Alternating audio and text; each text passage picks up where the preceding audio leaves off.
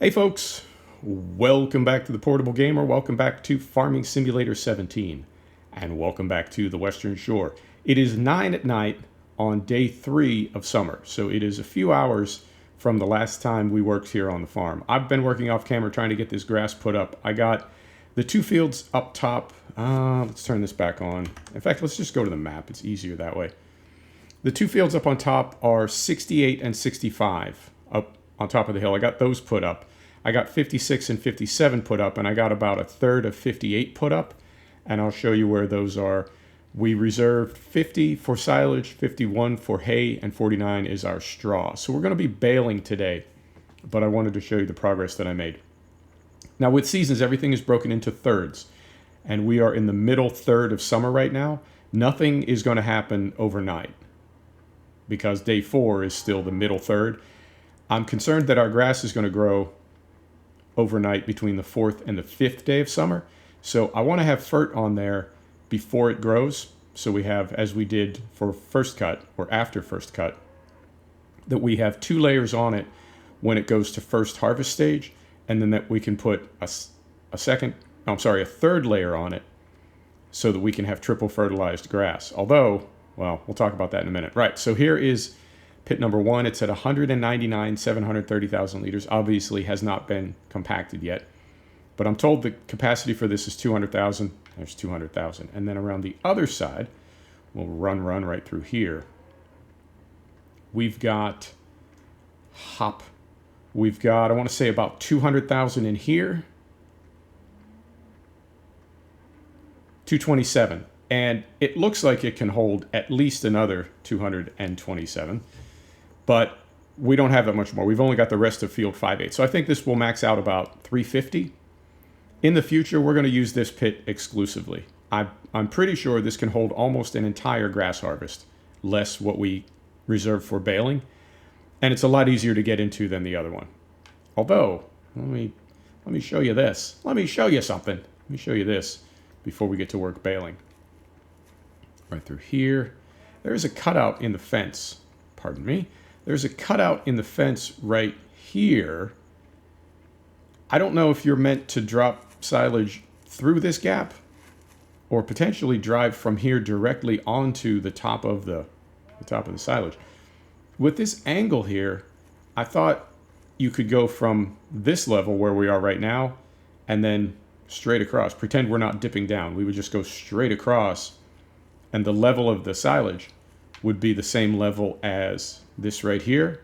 But it can't be that way because this area out here, which would need to be much higher silage, can't be because there's no wall on this side. So I guess with that lip, with that little brick lip back here, you're not intended to drive in here, but perhaps just to dump in there. So we'll figure it out. So we've got plenty of silage. And in fact, we've got too much because I have to think we'll get a third grass cut, and I don't know what to do with it. The only place we'll have to put it is into those clamps, which will be full until we empty them and take everything in them down to the BGA. And with the silage bales and hay bales that we put up today, we will have food for our cows until late next summer. We've really got a lot of food. And while I don't mind having food, I recognize that, if we were to say put up 2 or 3 years worth of food, that's sort of a waste. That's something that we could be selling for money rather than having it stored as food. Essentially, we're putting money in the bank and not investing it. So I don't think we would want to do any bales for third cut. Bales, yeah, you can't really see it through the hedge, but there's our field with the grass for baling. I don't think we would want to bale any part of third cut, so we're going to need to make a lot of room for it, is what I'm getting at. That's what I'm trying to say.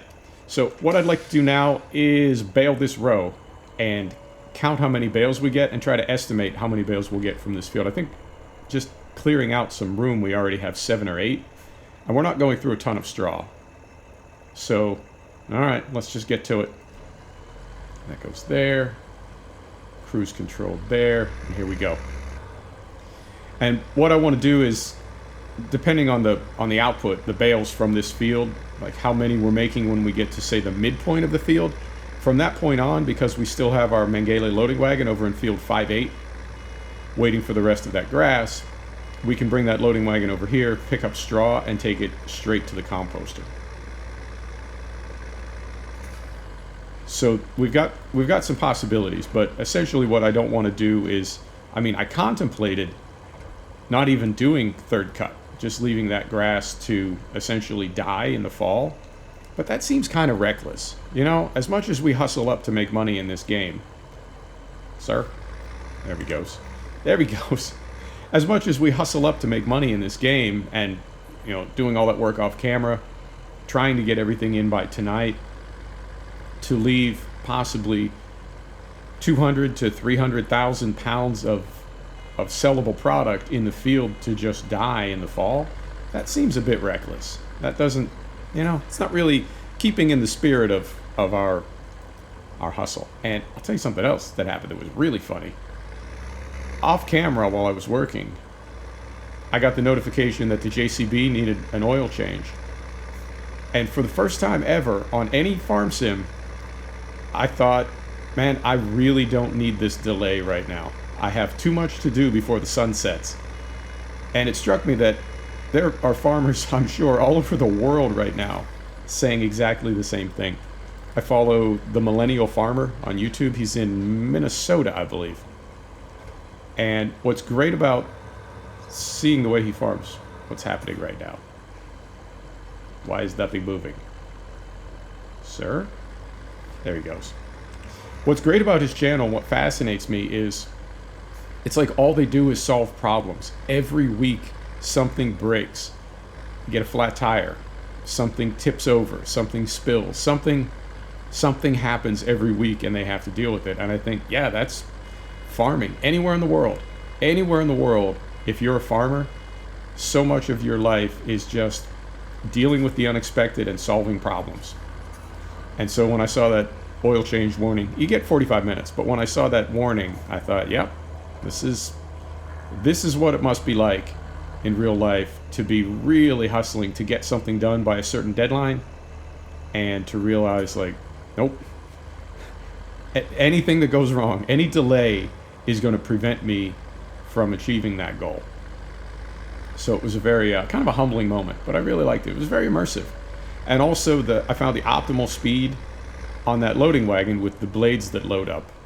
The optimal speed, 2 miles per hour. So earlier, a couple episodes ago, when we were trying to sort out more realistic in gearbox, I had, in fact, this tractor, when we were mowing, this tractor was slowing down between 1 and 2 miles per hour, and that was all we could get out of it, and it was making me crazy. And now here I am in the JCB with, sir, come on now, in the JCB with the cruise control set to 2 miles per hour. But we did bring it all in, and we don't have that much more to go. You know, I would like to do more night farming episodes. I really do enjoy it, and I think this game looks fantastic at night, but I know it can be hard to see. So it's not always the best look. And I would call that, what is that, 1, 2, 3, 4, 5. Is that 5? Yeah, we'll call it 5 per row. Fold that up. We have how many rows?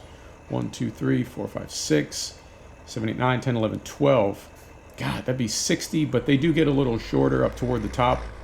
Let's be very conservative and say 40 bales, 40 more bales, plus the 10 we have now, 50 bales. I don't know, I'll probably put up like 15 or 20 of them. So I'll make 15 or 20 more, or I guess 10 more for a total of 20. And then all the rest of this can go down to the compost master. We don't have room for 50 bales. We certainly don't have a need for them. I would say we use straw bales probably, I don't know, 1 every other day. So at 24 days per season, that's 12 straw bales per season. You know, that ain't a lot. I don't think we need really a whole lot of those. So set the brake. Hop out and open our gate. This game looks great all the time. This map in particular with the custom textures and then that sky swap mod with the sunset out over the ocean. It's fantastic. Beautiful map. There we go. Right through here.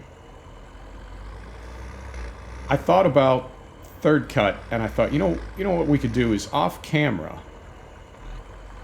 I could just bring a big M up here in like a 60,000 liter loading wagon. No, I couldn't. I don't think there would be any way to fit it through some of these gates. I was barely fitting that Mengele through some of the gates. It was taking, multiple swings and quite a bit of finagling to make it happen. And it's barely bigger than the last one we used. Sir, come on now. I don't know, I'm feeling like the more realistic profile that we got for this Ford is not accurate. That just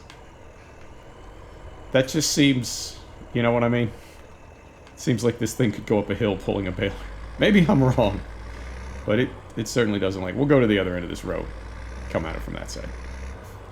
So yeah, the equipment that we have right now is about as big as this map can fit, geometrically, and in terms of the spirit of the map. I keep using that expression, but you know what I mean.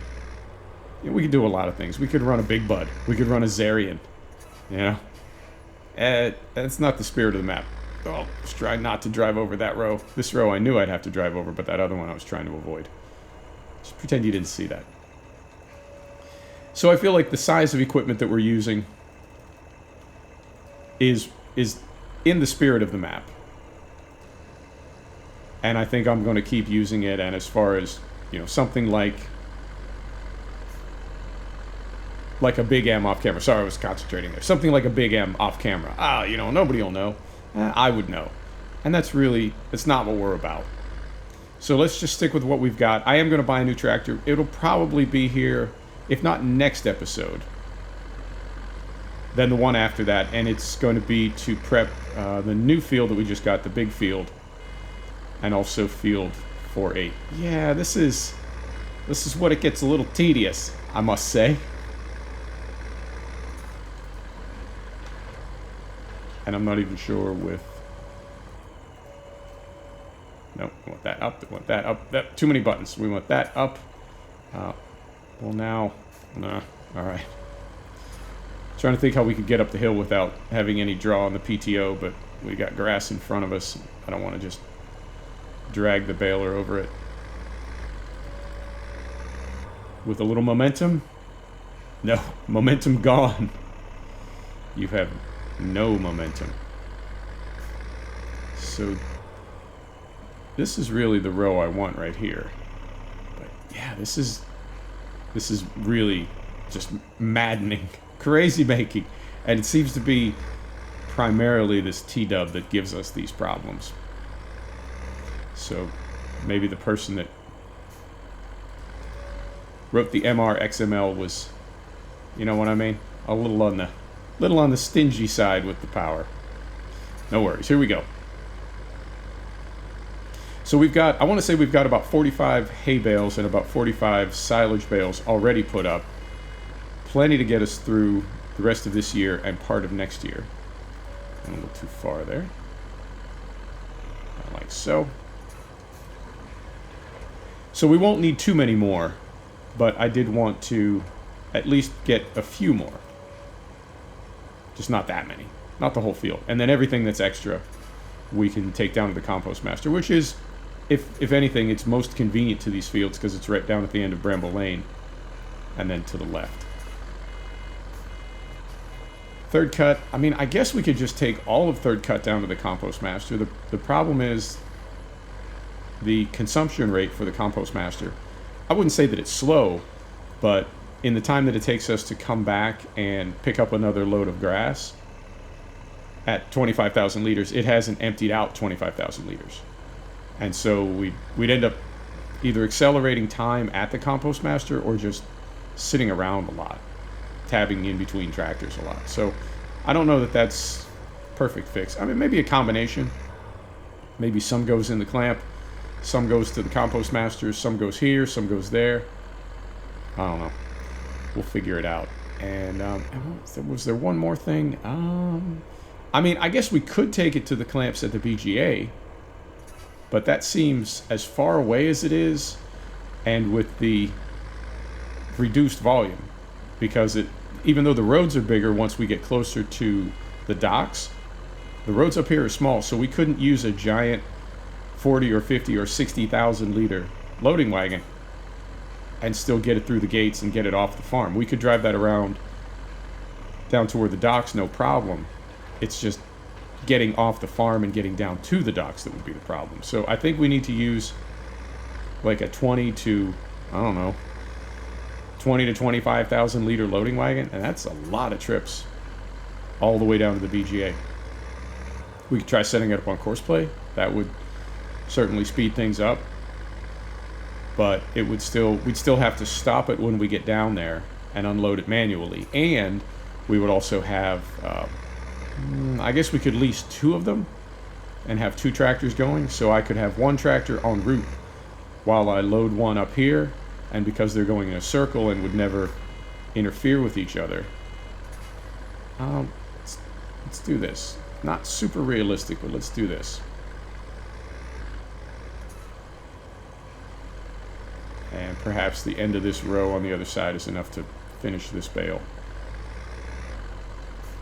Nope, not quite. Ah, there's a little bit right there. I see a little bit right there. If we can... Come on, T-Dub. Come on. If there's 200 liters there, we can fill this thing and drop the bale. We have to fill it. Oh, not quite. We need another little... There's a little pile by the pole. We need just enough to fill it so we can get this bale out so we can make grass bales and get them wrapped. Time. 16 minutes. Perfect. This goes right over here.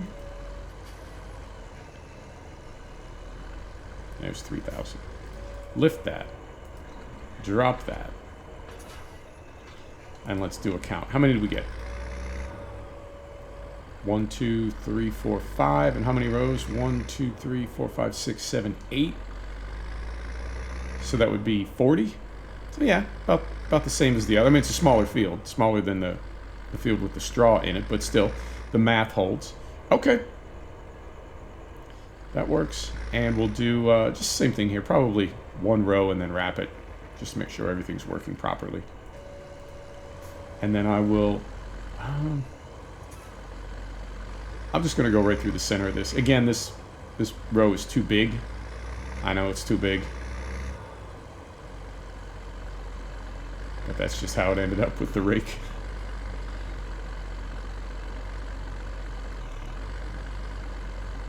You got this, T-Dub. You got this. Possibly.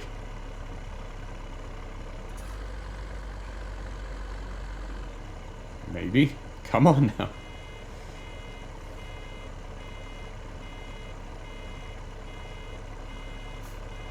This is a little different. It's just like holding at a super low RPM.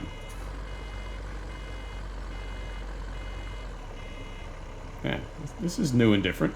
All right. There's your bale. So we'll drop that. Close that. Now, I have a question for you, if you're a real farmer or if you know this information. When I'm in a field like this, this is this is a new way for the tractor to mess with me. I'm not sure what's happening.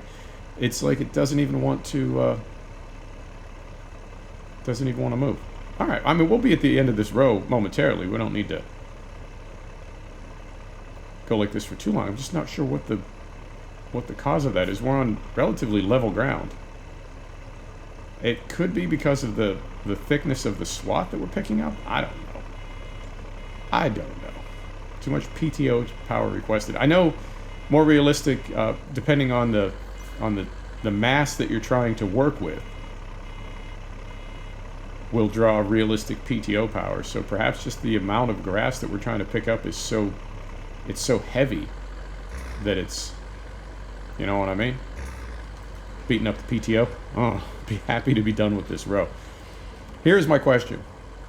What I'll do as I'm baling, anytime the baler is full, as I get closer to the top of the field, I'll lift the pickup and come down to the bottom of the field to drop the bale. And that's a lot of, I mean, I wouldn't necessarily call it deadheading, but that's a lot of driving around the field with grass, in this case, in the baler, without dropping it. I don't know if you always drop the bale as soon as the baler is full, or if you drive the baler to a place where you want to drop the bale and then drop it. I don't know. Because I figure, like when I do the calculus on it, I figure either the tractor is driving all over or the telehandler is. But something has to bring those bales from where they're dropped, or I guess from where they're completed. I'm going to leave this running because it's been working pretty hard. From the point where the baler sort of declares that the bale is done, right, that it's at its full capacity, to the bale ending up on the trailer, it has to make that journey. Whether it does it inside the baler or whether it does it on the forks of a telehandler, something is going to be hauling it. So I guess I'm just curious how that... Is that our unfold command? Yeah, there it is. What the best way to do that is, and is it okay to drive a baler all over a field dropping bales in a specific place, or do you just drop them where they're done and then grab them with the telehandler? Goes right there. And we can back this thing up. Right, like so.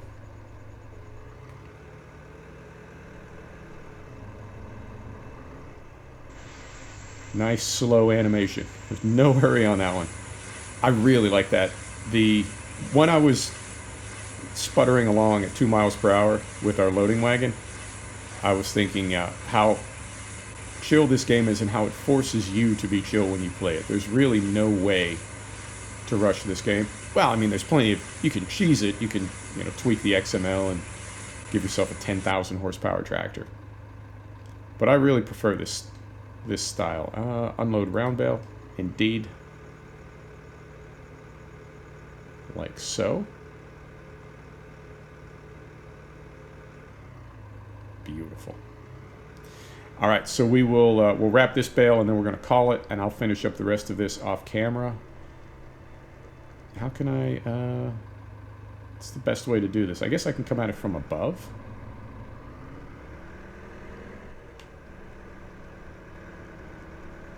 Drive over this row. Close your eyes. There you go. You saw nothing. Where's this guy rolling to? Ambitious little bale. Trying to make the great escape.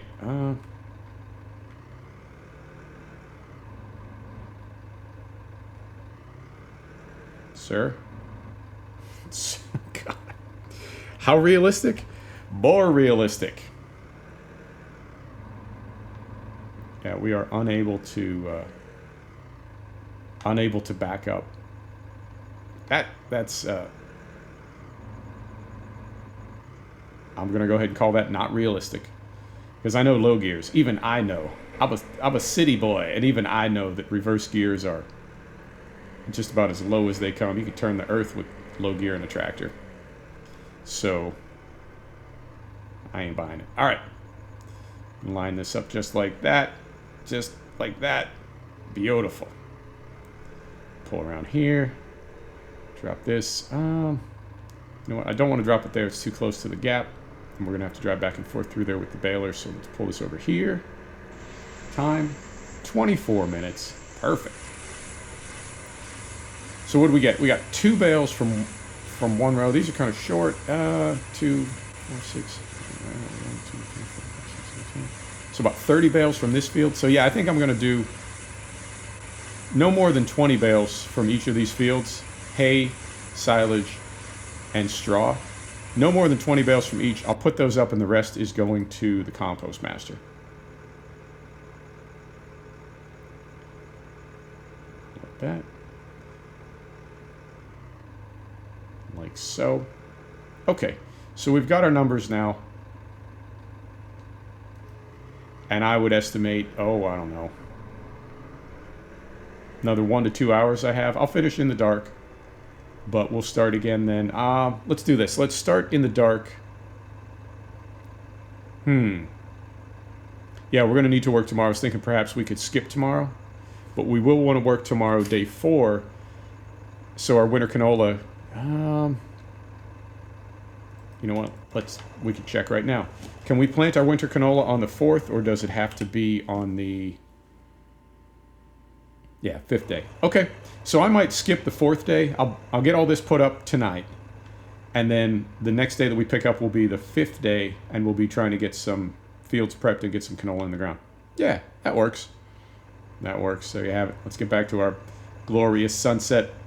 There you have it, folks. Thanks for stopping back to check out the Portable Gamer. Thanks for joining us for another episode of Farming Simulator 17. This is the Western Shore. We'll see you next time. Take care now.